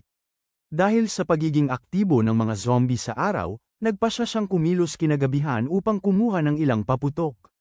Habang papalabas siya, nakita niya ang grupo ng bundok na may masamang balak malapit sa kanyang bahay. Matapos malaman ni Kim Chul na ang mga taong hindi pa nagigising ay nagiging gising kung makakaligtas sila sa tutorial, nagpa siya siyang alisin ng MC ng mabilis hanggat maaari. Lumitaw ang bida sa likuran nila, na hindi siya nag-e-expect ng bisita. Nagulat si Kim Chul at tinanong kung ano ang ginagawa niya sa labas sa oras na yun. Sumagot si Kang na lumabas siya para kumuha ng paputok. Dahil naiirita na, tinanong ni Kim Chul kung bakit sa oras na yun, at sumagot ang MC na yun ay para iwasan ang mga zombie. Idinagdag niya na hanggat iniiwasan niya ang mga kalansay at mga tagapagbantay, malaya siyang makakakilos ng kasing dali ng gusto niya. Pinagtawanan siya ni Kim Chol, sinabing ang mga halimaw na yun ay nagsisimula lang magpakita sa level 7, at nasa level 5 pa lang siya. Ngunit pinagtawanan siya pabalik ng protagonista, sinabing kahit ginawa niya ang kanyang homework, dapat isinaalang-alang niya na sa mga hack, maaaring mali ang impormasyon. Ang delinkwente ay mukhang nalilito, at sinabi ng MC na hindi niya kailangang intindihin, ngunit salamat sa kanya, nagbago ang kanyang mga plano. Ipapaliban niya ang pagkolekta ng mga paputok para sa lakayin ng kanilang base. Nang malapit nang magsimula ang labanan, narinig ng lahat ang isang ingay na nagmumula sa likuran, at nang tumingin sila, ito ay isang tagapagbantay. Nagsimulang tumakbo ang pangunahing karakter, at hinabol siya ng gang. Nang papalapit na ang may bilis na kapangyarihan, bumangga siya ng nakasubsob sa hindi nakikitang portal at bumagsak sa lupa. Tinapos ng tagapagbantay ang una, at agad na lumitaw ang isang kalansay para tapusin ang pangalawa. Dahil sa pagsabog, bumagsak si Kim Chol sa lupa. Sinubukan pa niyang atakihin ang tagapagbantay, ngunit wala itong silbi, at doon, tuluyan ang natalo ang tatlo sa kanila. Mula sa loob ng portal, nagsimulang magpaputok ang MC sa tagapagbantay. Dahil sa matigas na anyo nitong parang bakal, kaunti lang ang pinsalang nagawa ng mga bala, ngunit kalaunan, bumagsak din ang nilalang. Matapos matalo ang halimaw, umabot siya sa level 12, nakakuha ng 20 puntos, at lumakas ang kanyang kasanayan sa pagdama ng teritoryo matapos itong muling makuha. Kinuha ang bag ni Kim Chol, nagtungo siya sa base ng grupo sa bundok. Karamihan sa mga gamit doon ay puro alak at sigarilyo lamang. Walang masyadong kapaki-pakinabang, ngunit malamang na mabenta ng maayos sa auction house sa hinaharap. Sa Guanggali, nakuha niya ang mga paputok na gusto niya at naasikaso rin ang ilang natutulog na zombie. Dahil dito, nakita natin na ang MC ay umabot na sa level 14 at mayroon ng naipong 324 na puntos. Matapos ayusin ang lahat ng bagong gamit, plano niyang bisitahin si Suyon, ngunit pinigilan siya ng isang bagyo. Sa loob ng 2 araw, nagsimulang dumaan ang bagyo sa lungsod, kaya napilitan siyang magtuon ng pansin sa kabilang mundo. Sa wakas ay natapos ng MC ang paghuhukay ng kanal sa paligid ng bakod, at natunaw ang nyebe habang nagsisimulang uminit muli ang panahon. Gayunpaman, nanatiling kakilakilabot ang panahon sa Earth. Dahil patuloy siyang napilitang manatili sa kabilang mundo, nagpasya si Kang na manghuli ng owlbear. Naghanda siya sa pamamagitan ng maingat na pagpuntirya sa ulo ng halimaw at tumama ng diretso, ngunit hindi ito sapat para pabagsakin ito. Ipinatama pa ang 2 beses, isa sa balikat at isa sa binti. Huminto siya sa harap ng nilalang. Nang sumugod ang owlbear patungo sa kanya, pinasabog niya ang isa sa mga paputok. Ang kislap ay nakapagpatigil sa halimaw, at ang bihasa sa paggamit ng pampamanhid ay muling magpapabagsak. Lumukso sa nilalang at kinuha ang isang jackhammer, tinapos niya ang laban. Bilang gantimpala, nakakuha siya ng 25 puntos, ang kasanayang silent movement, at umabot sa level 15, nakakakuha ng 5 pang dimensional slots. Ang kasanayang silent movement ay nagpapababa ng lahat ng tunog na nililikha ng gumagamit. Bukod sa lahat ng gantimpala, alam ng MC na ang mga kuko ng owlbear ay maaaring gamitin bilang sandata, kaya kinuha niya ang isang chainsaw upang kumuha ng mga materyales mula sa halimaw. Kalaunan, nakita natin siyang kumakain ng pritong isda kasama si Dingo. Nagkomento siya na ang kanyang kasama ay nagsisimula ng lumaki at kapag nangyari yun, magagawa na nilang lumaban ng magkasama o hayaan pa nga itong mangaso ng mag-isa. Ngayon na busog na, nagpa siya ang MC na tingnan ang auction house na na-unlock sa level 15. Sa pagkagulat ng bida, mayroon nang naglista ng isang item para sa subasta, at sa pagkakita sa mga komento na iniwan ng tao, sa tingin niya ay alam niya kung sino ito. Nang magpadala siya ng mensahe, lumabas ang kumpirmasyon. Si Koho Gangju yun. Ipinakilala ng bida ang kanyang sarili bilang Kimbap Joe, at pagkatapos ay sinabi ni Koho Gangju na alam niyang magkikita silang muli. Na matagal na niya itong hinihintay. Tinatanong din niya kung kasama ng Pangulo ang MC, iniisip na ang mga polyetong ibinagsak ng eroplano ay gawa niya. Sabi ni Tang nagpasa siya ng ilang impormasyon sa gobyerno, ngunit mas parang ilang babala lang yon kaysa anupaman. Parang mayroong nakakaalam tungkol sa laro sa likod ng gobyerno, ngunit hindi siya yon. Hindi siya interesado sa pagpapakita ng kanyang kapangyarihan. Sumang-ayon si Koho Gangjo, sinabing maliban kung ito ay kapangyarihan sa pakikipaglaban, ang pagpapakita ng sariling kapangyarihan ay parang nilalagdaan mo na ang sarili mong kapahamakan. Pagkatapos sabihin yon, sinabi din niya na sa tingin niya ay ayos lang na sabihin ng sa kanya, dahil magkasama naman silang maglalakbay sa huli.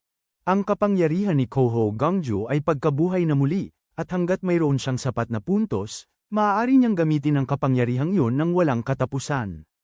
Ang kasalukuyan niyang antas ay 17, at ang kanyang kapangyarihan ay nagbibigay din ng bonus na iba't ibang espesyal na resistensya, tulad ng pisikal at elemental na resistensya.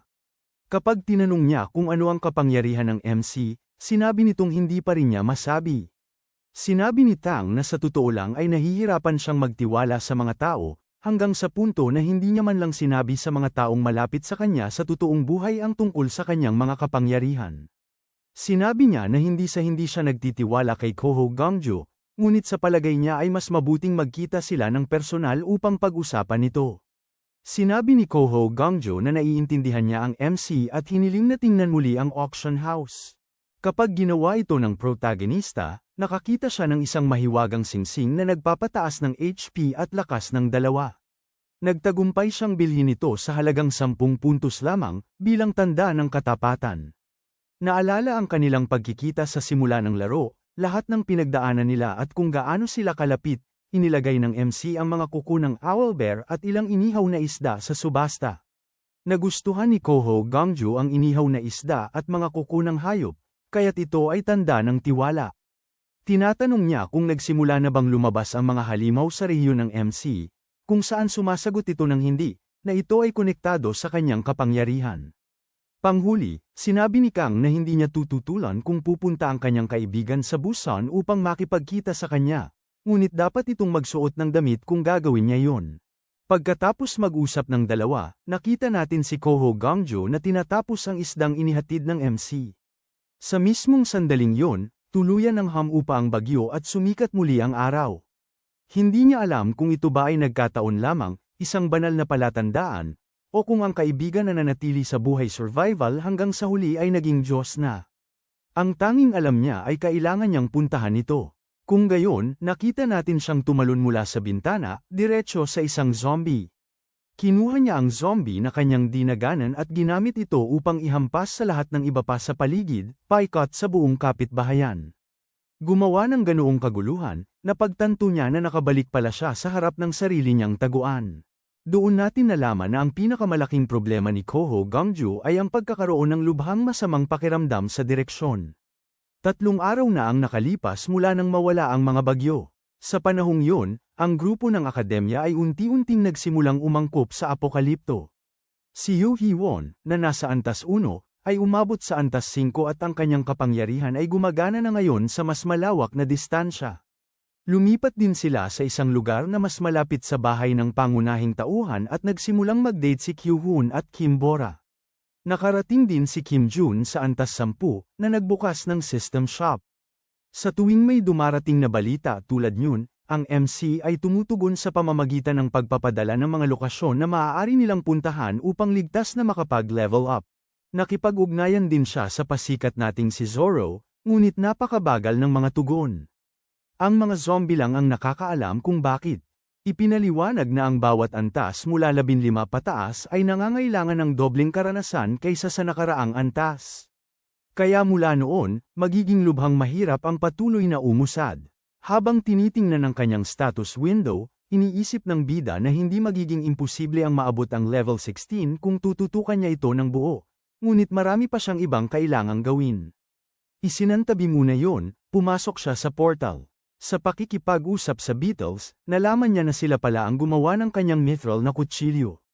Hindi naniniwala sa kanilang kakayahan, inabot niya ang isang barya, na agad namang naging isang maliit na kutsilyo. Nang makita ang kalidad ng maliit na talam na yon, tinanong niya kung bakit napakapangit ng pagkakagawa sa kutsilyong mithril, na labis na ikinalungkot ng mga maliliit. Hindi maintindihan kung bakit bigla silang labis na nalungkot, hiniling niya sa kanila na iguhit ang nangyari. Kaya, nalaman natin na patuloy na inaatake ng mga goblin ang mga beetles at humahadlang sa kanilang daan. Hiniling ng bida na markahan nila ang lokasyon ng kampo ng mga goblin at sinabing malapit na niya silang alisin lahat basta't patuloy silang magdadala sa kanya ng mga gamit. Bukod pa rito, hiniling niya sa kanila na gumawa ng isang bagay para sa kanya kaagad, sinisiguro sa kanila na magiging sulit ang gantimpala. Tinanggap ang kahilingan at hindi nagtagal ay nakita natin ang MC, pagkaraan ng ilang panahon, na nangangaso ng mga zombie kasama si Dingo. Ang mga zombie ay mas malakas na kaysa dati. Sa simula ng lahat, ngunit kahit ganoon pa man, patuloy niyang nililinis ang daan papunta sa bahay ni Suyon hanggang lumabas ang tag ng tibay sa kanyang tungkod. Pagdating doon, iniisip niya na kahit hindi pa naging zombie si Suyon, ikinababahala niya ang locus yun. Ang lugar na yun ay malapit sa isa sa mga bunker ng My Dream at isa sa mga pansamantalang kanlungan ng gobyerno. Sa madaling salita, ito ang perpektong lugar para sa walang tigil na labanan sa pagitan ng mga nakaligtas na sinusubukang agawin ito. Matapos umakyat sa mga lubid ng elevator, narating ng MC ang address na natanggap niya at kumatok sa pinto.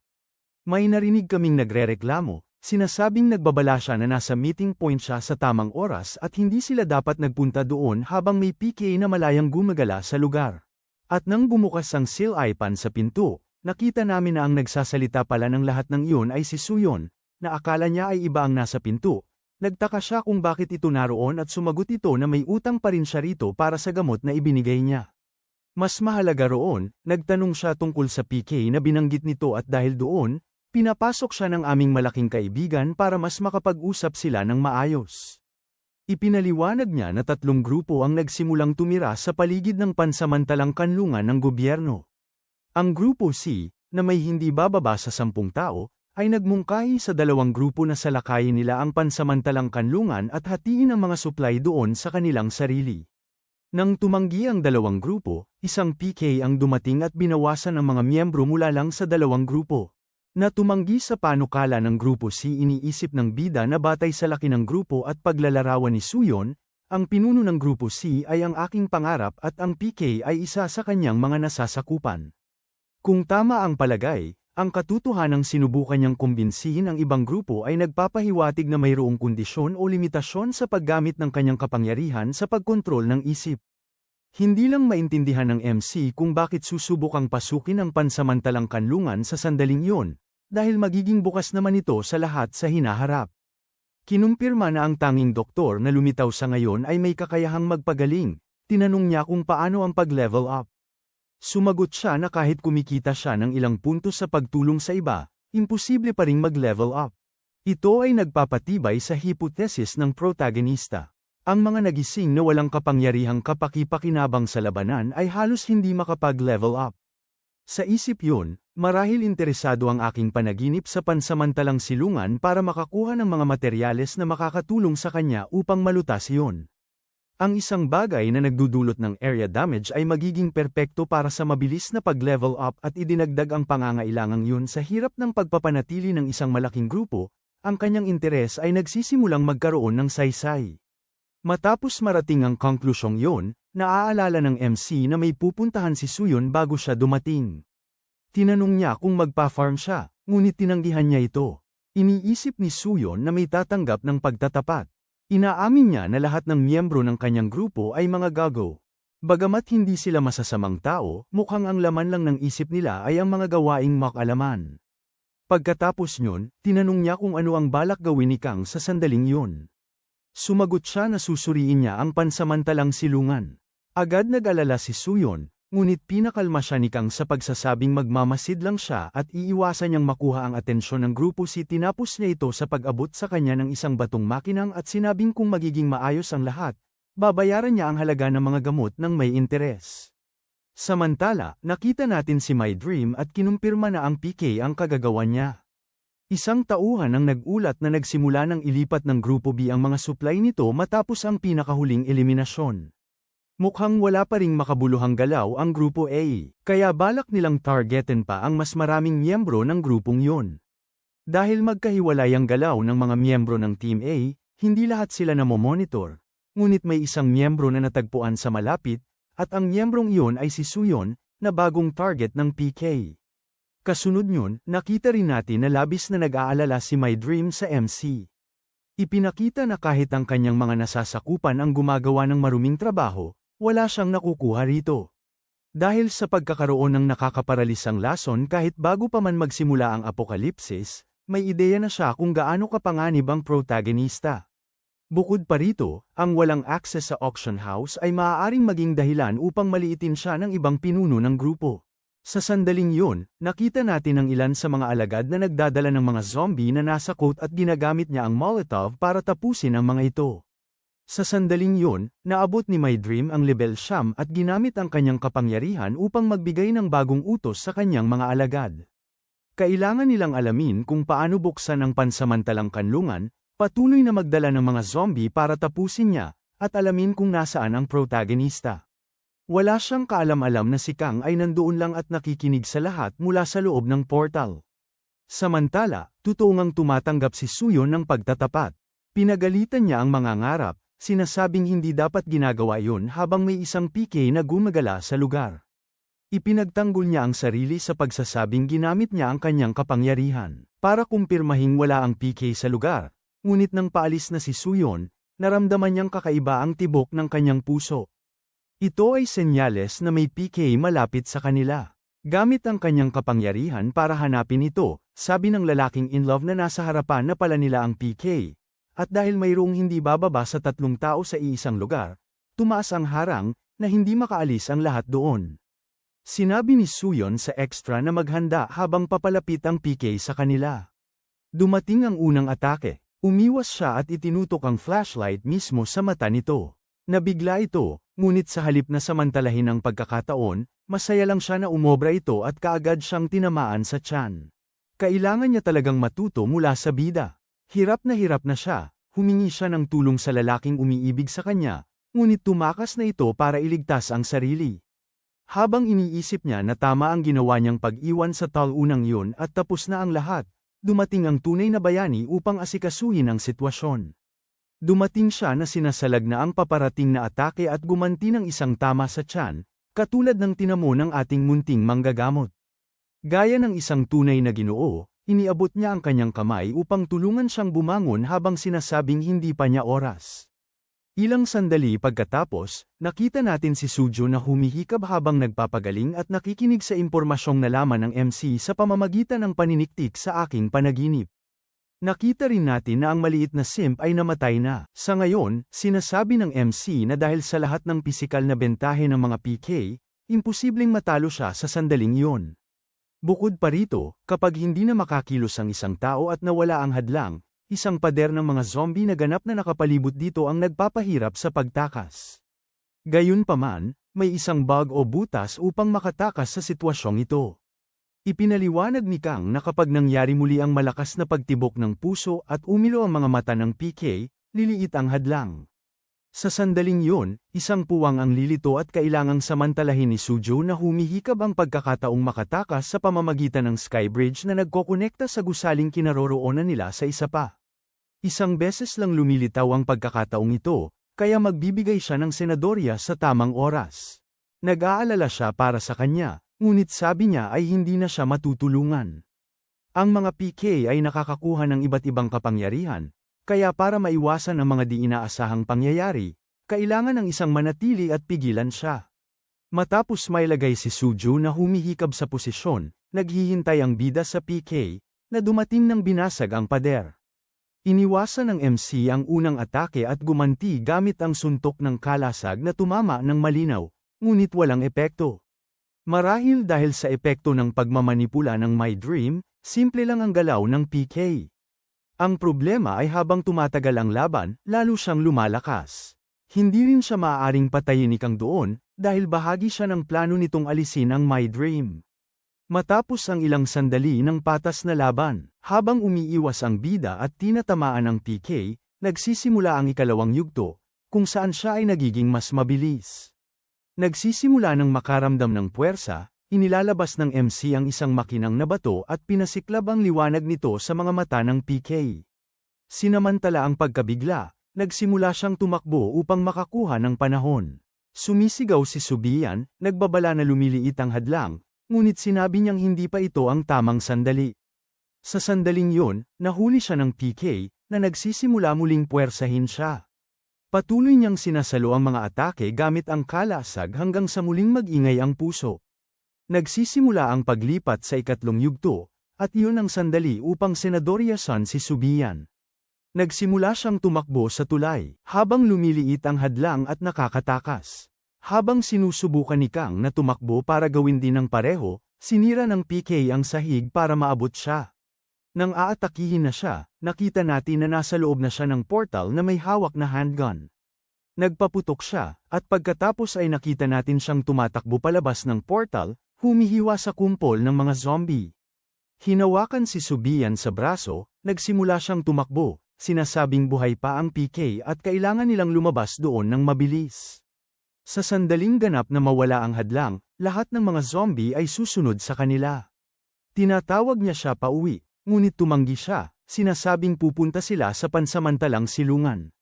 Sa sandaling mawala ang hadlang, lahat ng negatibong epekto ng PK ay mawawala rin, at dapat kasama doon ang pagkontrol sa isip ng My Dream. Ang pagdadala ng PK sa pansamantalang silungan ay magiging perpektong paraan para makakuha ng maraming likes sa video na ito.